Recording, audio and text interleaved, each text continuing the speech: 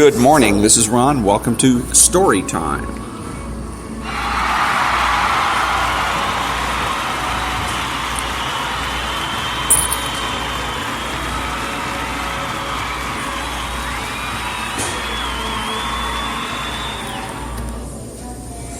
Good morning, and this is, again, Ron. I'm recording this on location at Lovebirds Cafe and Bakery in Pasadena, California on Colorado Boulevard, because they got two locations, Lovebirds does, one on Walnut and one on Colorado.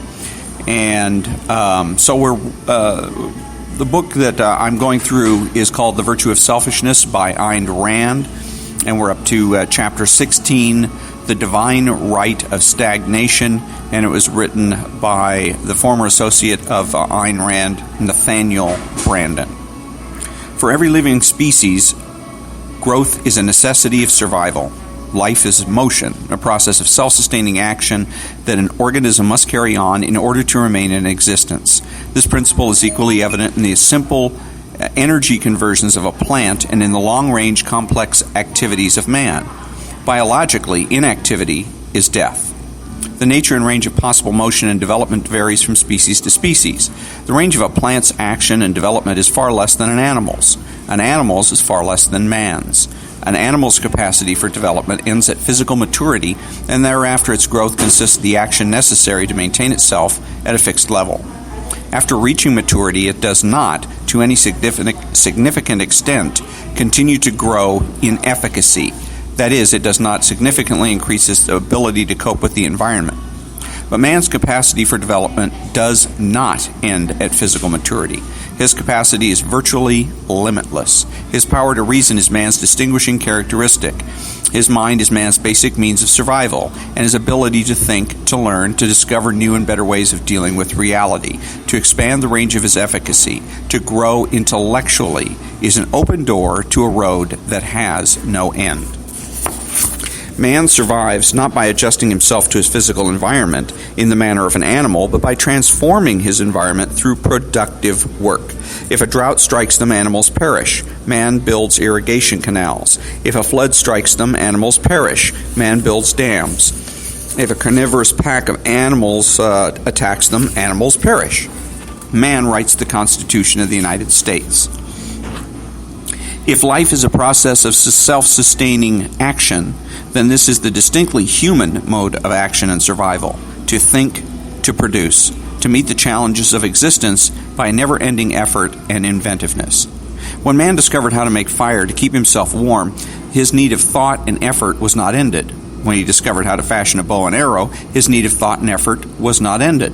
When he discovered how to build a shelter out of stone, then out of brick, then out of glass and steel, his need of thought and effort was not ended. When he moved his life expectancy from 19 to 30 to 40 to 60 to 70, his need of thought and effort was not ended. So long as he lives, his need of thought and effort is never ended. Every achievement of man is a value in itself, but it is also a stepping stone to greater achievements and values. Life is growth. Not to move forward is to fall backward. Life remains life, only so long as it advances.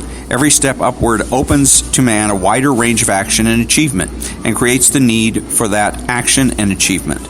There's no final permanent plateau. The problem of survival is never solved once and for all, with no further thought or motion required.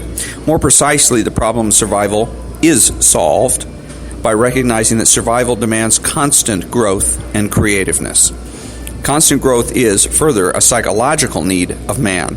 It is a condition of his mental well-being. His mental well-being requires that he possess a firm sense of control over reality, of control over his existence, the conviction that he is competent to live.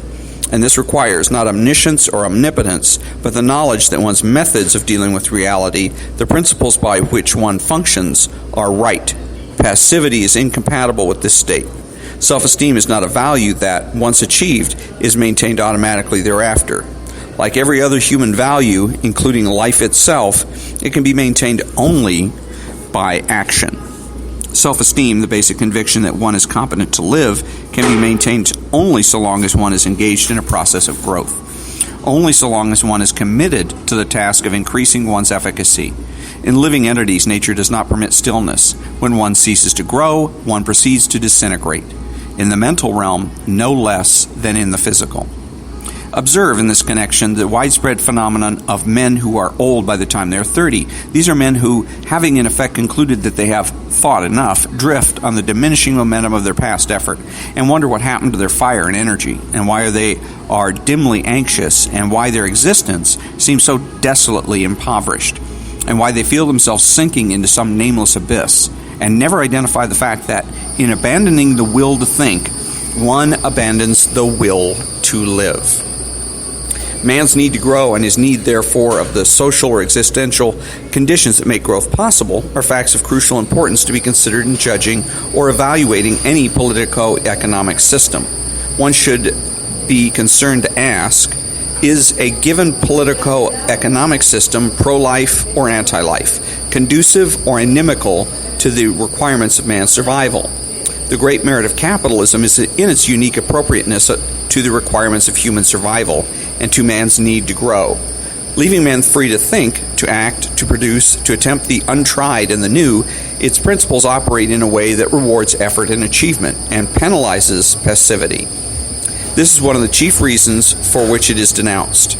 In Who is Ayn Rand, discussing the 19th century attacks on capitalism, I wrote, "In the writings of both medievalists and socialists, one can observe the unmistakable longing for a society in which man's existence will be automatically guaranteed to him. That is, in which man will not have to bear responsibility for his own survival. Both camps project their ideal societies, one characterized by that which they call harmony, by freedom from rapid change or challenge and the exacting demands of a competition, a society in which each must do his prescribed part to contribute to the well-being of the whole, but in which no one will face the necessity of making choices and decisions that will crucially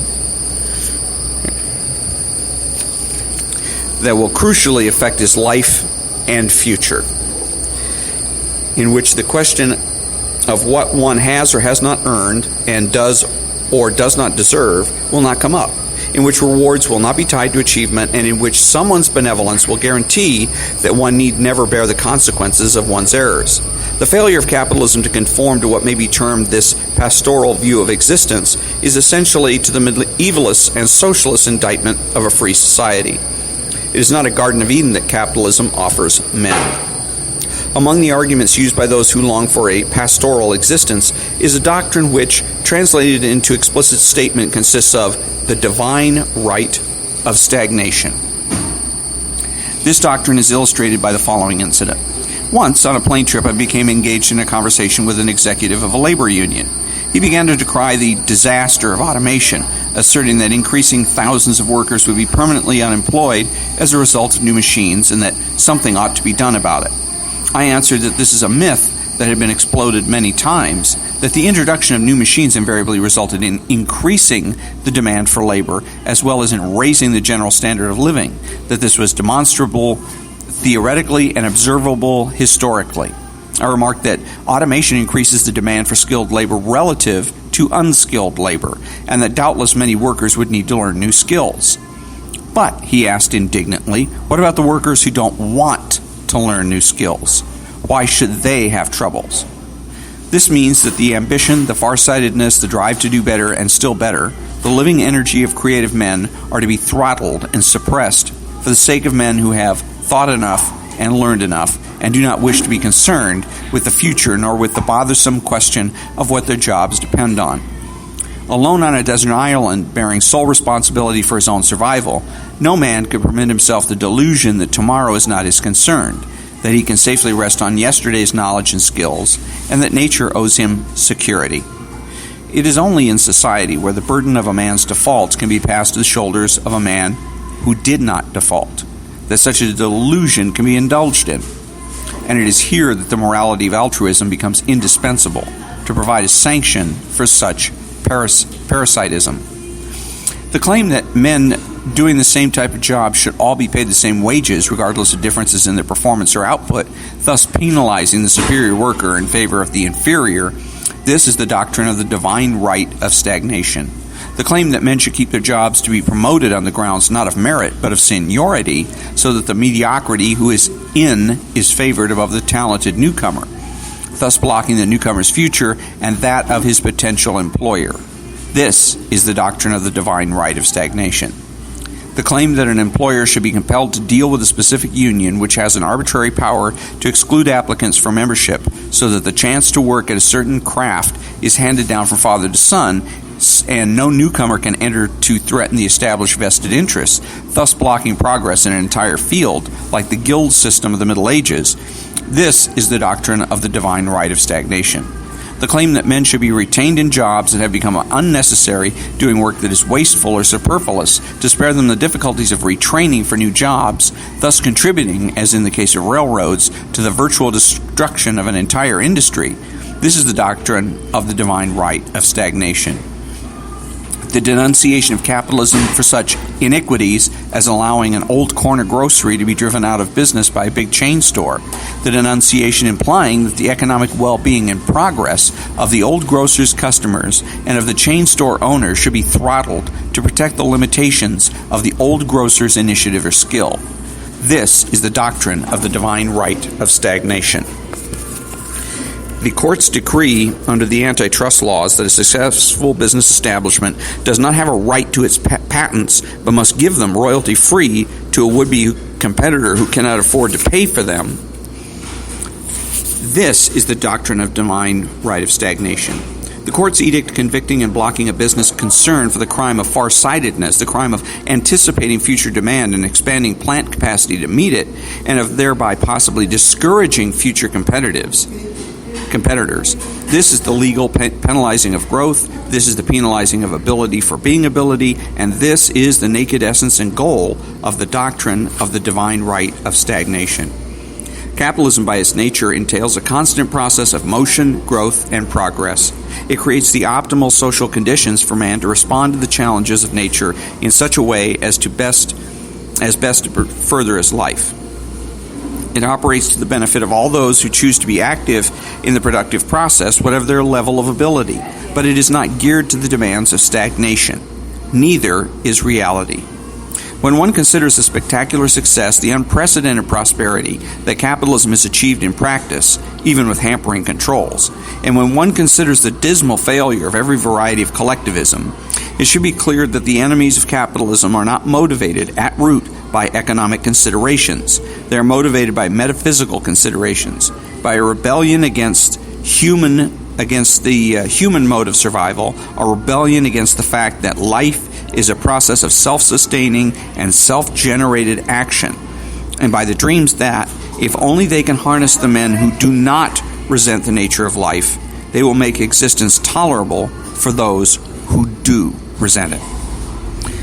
And that was chapter 16 of the book, The Virtue of Selfishness, written by a former colleague of Ayn Rand named Nathaniel Branden, and it was written in August of 1963.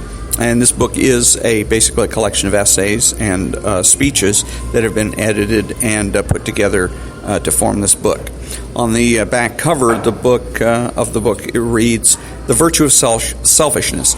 Ayn Rand here sets forth the moral principles of objectivism, the philosophy that holds man's life, the life proper to a rational being, as the standard of moral values and regards altruism as incompatible with man's nature, with the creative requirements of his survival, and with a free society. Ayn Rand wrote Atlas Shrugged, philosophically the most challenging bestseller of its time. Her first novel, We the Living, was published in 1936. With the publication of The Fountainhead in 1943, she achieved a spectacular and enduring success. Ms. Rand's unique philosophy, objectivism, has gained a worldwide audience. The fundamentals of her philosophy are set forth in 4 nonfiction books: Introduction to Objectivist Epistemology, For the New Intellectual, The Virtue of Selfishness, and Capitalism, the Unknown Ideal. The magnificent statement of her artistic credo, The Romantic Manifesto, is also available in a Signet edition. And so that's the end of this episode of Storytime, and the next episode will be on Thursday and March 16th. And so until then, have a great couple of days, and thanks for joining me.